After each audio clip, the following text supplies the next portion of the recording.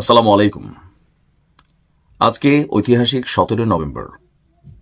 আজকে দুপুরের দিকে জুলাই আগস্ট আন্দোলনের ঘটনার দুইটা মামলায় শেখ হাসিনা এবং সাবেক স্বরাষ্ট্রমন্ত্রী আসাদুজ্জামান খান কামাল এই দুজনের মৃত্যুদণ্ডের রায়ের ঘোষণা এসেছে।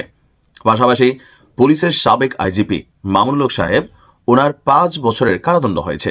তো আজকের ভিডিওতে আমরা একটু জানার চেষ্টা করব যে এই রায় নিয়ে আপনাদের প্রতিক্রিয়া কি, কমেন্টে লিখতে পারেন। আমি বাকি অংশে যাচ্ছি।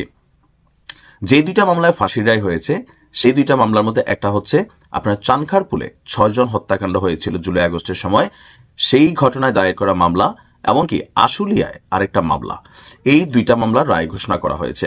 তো এখন পর্যন্ত শেখ হাসিনার নামে অনেক শত শত মামলা হয়েছে, আর ম্যাক্সিমাম মামলাগুলোরই প্রধান আসামি তিনি।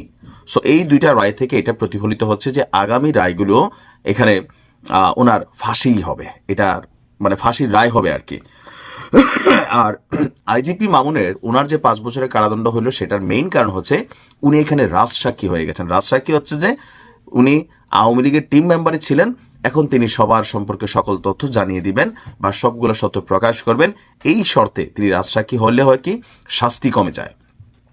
শাস্তি বাস্তবায়ন কবে হবে, কিভাবে হবে, সেটা অনেকটা আকাশ কুসুম কল্পনা টাইপের বিষয়। কারণ বাংলাদেশে আপনি দেখেন যে সেই মিন্নির যেই ফাঁসির রায় আমার নিউজ জগতে শুরু হয়েছিল ওইখান থেকে এখন পর্যন্ত মিন্নি আপনার জেলে আছে। আপনি অপরদিকে দেখতে পারেন যে বিএনপির সাবেক স্বরাষ্ট্রমন্ত্রী যে বাবর সাহেব, ওনারও ফাঁসির রায় হয়ে গিয়েছিল। দীর্ঘ 10-12 বছর 15 বছর তিনি জেলে ছিলেন, কিন্তু ফাঁসি কার্যকর হয় নাই। তো এরকম পারসেপশন থেকে স্পষ্ট বোঝাই যায় যে শেখ হাসিনার ফাঁসির রায় হয়েছে। প্রথমত তিনি বাংলাদেশে নাই, তিনি ভারতে আছেন। ভারত জীবনেও তাকে বাংলাদেশে ফেরত পাঠাবে না। সো এই রায়টা খাতা কলমেই কার্যকর থাকবে। প্রকৃতপক্ষে উনি দেশে আসবেন, ওনাকে ফাঁসিতে ঝুলানো হবে, এই কাজটা ভারত কখনো হতে দিবে না। আর যেই সরকারে যিনি থাকবেন এটা একটা হিউজ চ্যালেঞ্জিং বিষয় থাকবে। এটা এত সোজা বিষয় না কোথাও না কোথাও, যেহেতু তিনি শেখ হাসিনা।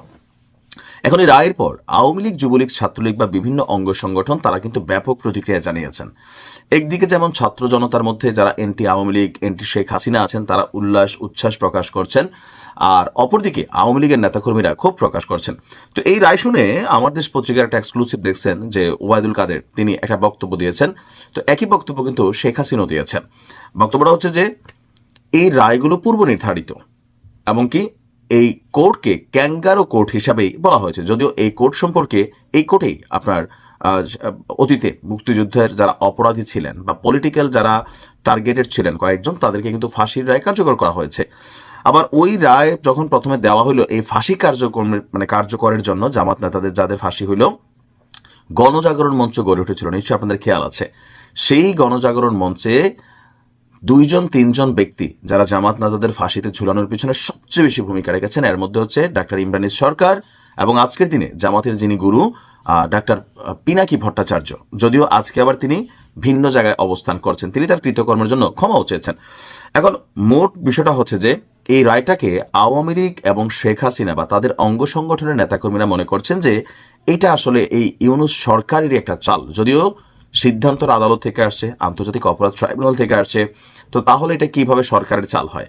তো এখানে অনেকগুলা পুরোনো জিনিস উঠে আসছে, যেমন স্কাইপ কেলেঙ্কারি, নিশ্চয়ই আপনাদের খেয়াল আছে। আমার দেশ পত্রিকা আওয়ামী লীগের সময় এই একটা ফোন কল প্রকাশ করেছিল যে কিভাবে রায়গুলোকে পূর্ণভাবে আগেই মানে একদম সর্বোচ্চ পর্যায়ে থেকে বলা হইতো যে এইভাবে হবে, কিন্তু দৃশ্য তো এখানে আইনজীবী থাকবে, বিচারক ওইটাই করবেন যেটা সিস্টেম চায়। খেয়াল আছে তো, যেটা নিয়ে মাহমুদ সাহেবের উপর দিয়ে দুনিয়াটা গেছিল।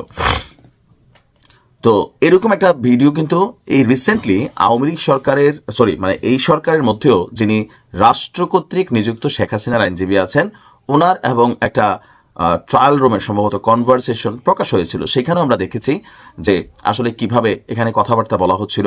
এখন এই ভিডিওটাকে এআই নাকি সত্য সেটাকে আল্লাহ ভালো জানে, আর যারা প্রযুক্তিবিদ তারা ভালো জানবেন। তো এই রায়গুলা যেহেতু আগেও সিস্টেম ছিল, তো আওয়ামী লীগ এখন মনে করছে যে এখন এটা আবার সিস্টেমের মধ্যেই ঢুকতেছে।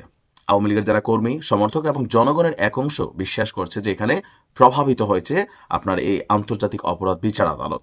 বাট আন্তর্জাতিক অপরাধ বিচার আদালত থেকে বলা হয়েছে যে এটা একটা পূর্ণাঙ্গভাবে রায় প্রকাশ করেছে 453 পৃষ্ঠা, মানে অ্যানালাইসিস করে বিশাল একটা সময় ব্যয় করে এই রায় দেওয়া হয়েছে।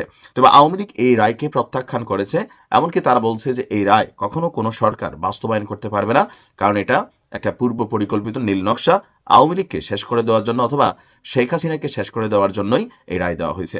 এখন কার্যকরের বিষয়টা, যে শেখ হাসিনা যেটা বলছিলেন বা আওয়ামী লীগের নেতাকর্মীরা যেটা বলছিল যে এটা নিয়ে স্বপ্ন দেখতে থাকো, বাস্তবে এগুলো হবে না।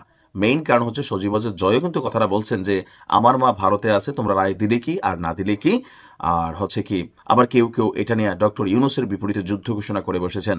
আপনারা দেখছেন নিশ্চয়ই যে বিভিন্নভাবে গ্রামীণ ব্যাংক এবং সংশ্লিষ্ট প্রতিষ্ঠানগুলোকে 32 যেমন বুলডোজার দিয়ে বারবার গুড়িয়ে দেওয়া হচ্ছে বা নিয়ে আসার চেষ্টা চলছে, গ্রামীণ ব্যাংকও বুলডোজার দিয়ে গুড়াই দিবে। এখন রায় কি ডক্টর ইউনূস দিছে নাকি আদালত দিছে? আদালত দিছে, কিন্তু ওনার উপর রাগ কেন? আওয়ামী লীগের কর্মী সমর্থকরা মনে করছে যে এগুলার পিছনে উনি সবচেয়ে বড় ভূমিকা রাখছেন। আর জামাতের যেই কি বলে যে উচ্ছ্বাস উল্লাস, সেটার মেইন কারণ হচ্ছে ওই যে তাদের যারা নেতারা, তাদেরকে যুদ্ধ অপরাধের দায়ে যেই ফাঁসি দেওয়া হয়েছে, সেই ফাঁসির রায়টাও বলা হয়েছিল যে সেটাও একটা প্রভাবিত রায়। তো এরকম সব কিছু মিলিয়ে আপনার একটা প্রতিক্রিয়া চলছে। আর এর মাঝখানে আমরা দেখলাম যে ধানমন্ডি 32-এও আজকে আপনার বুলডোজার পাঠিয়েছিলেন পিনাকি, এবং তার যারা সমর্থকরা আছেন সেখানে গেছেন। তো আমি আজকে দেখলাম যে পুলিশ, বিশেষ করে ডিসি মাসুদ সাহেব, তিনি যথেষ্ট বিচক্ষণ একজন ব্যক্তিত্ব। এমনকি আমরা আমাদের সেনাবাহিনীর কিছু বক্তব্য শুনছিলাম। তো সেখানে জনগণের মধ্যে, জনগণ বলতে যারা এনটি আওয়ামী লীগ জনগণ বা এনটি শেখ হাসিনার জনগণ, তারা সেখানে গিয়েছিল 32কে আরেকবার ভাঙার জন্য। থাকে না যে আপনার এখন এই 32-এ যাওয়া মানে একটা বিষয়। তবে আজকে পুলিশ এবং সেনাবাহিনী যথেষ্ট পেশাদারিত্বের, ধৈর্যের, সংযমের পরিচয় দিয়েছে। একটা পর্যায়ে তারা লাঠিচার্জ বা সাউন্ড গ্রেনেড নিক্ষেপ করতে বাধ্য হয়েছে, কারণ যারা এখানে গিয়েছিলেন অনেকেই একটু সহিংস মেন্টালিটিতে ঢুকতে চাচ্ছিলেন। পুলিশের এবং সেনাবাহিনীর সাথেও তারা ইটপাটকেল নিক্ষেপ করতেছিলেন। তো স্বাভাবিক প্রটেস্টের জায়গা থেকে পুলিশ এবং সেনাবাহিনী ধৈর্যের সাথে বিষয়গুলো মোকাবেলা করেছেন। আর এছাড়া সারা বাংলাদেশের বিভিন্ন জায়গায় আমরা দেখছি যে আপনার প্রতিবাদ, প্রতিরোধ আওয়ামী লীগের পক্ষ থেকে, এমনকি নতুন কর্মসূচিগুলো অনেকে অনলাইনে ঘোষণা করছেন। তো এই পর্যন্ত দলগতভাবে বিএনপির প্রতিক্রিয়া হচ্ছে খুবই সুন্দর একটা রায় হয়েছে, জামাত তো খুবই খুশি। আর অন্যান্য দলগুলোর মধ্যে আসলে ওই রকম বিবৃতি আসে নাই। আর আন্তর্জাতিক মহলে এটার প্রতিক্রিয়া কি হয়েছে পরের ভিডিওতে জানাচ্ছি। ভালো থাকুন।